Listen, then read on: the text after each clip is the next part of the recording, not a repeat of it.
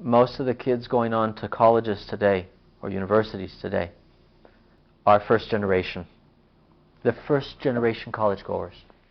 And we ought to work very hard to bring this minority communities together because of our commonalities rather than our differences. What's one of our commonalities? We're poor. We're poor. And when you're poor, you have all sorts of other kind of variables that impact your life. I was poor.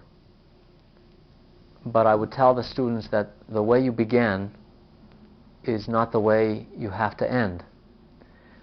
And if you come from a poor background, that carries some advantages, in my view. What are some of these advantages? There's no question in my mind that growing up in that small town in northern New Mexico, poor as we were, you have an appreciation for the soil. You have an appreciation for the physical world. You've torn apart an engine. You know what it feels like. How many kids today? Huh? How many that come from privileged backgrounds have torn apart an engine, have worked on a lawnmower, have worked with soil, have built a house, well, in those kind of activities, you must have common sense. Common sense is very important for science. You have insight.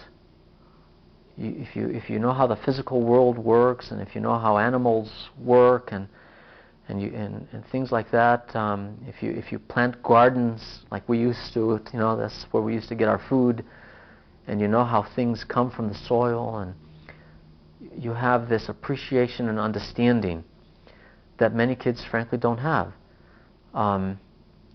And I think that this gives you what I call, and I tell my students all the time, you've got to have feeling. You've got to have this feeling for the natural world. And those people that have this feeling, that are able to put themselves in the position of where that bug is that they're studying in that environment, they make the best scientists. They have that common sense. They know logic and deductive reasoning, whether they know it or not. I think that in that sense, my culture and my upbringing have been very beneficial to me in my career.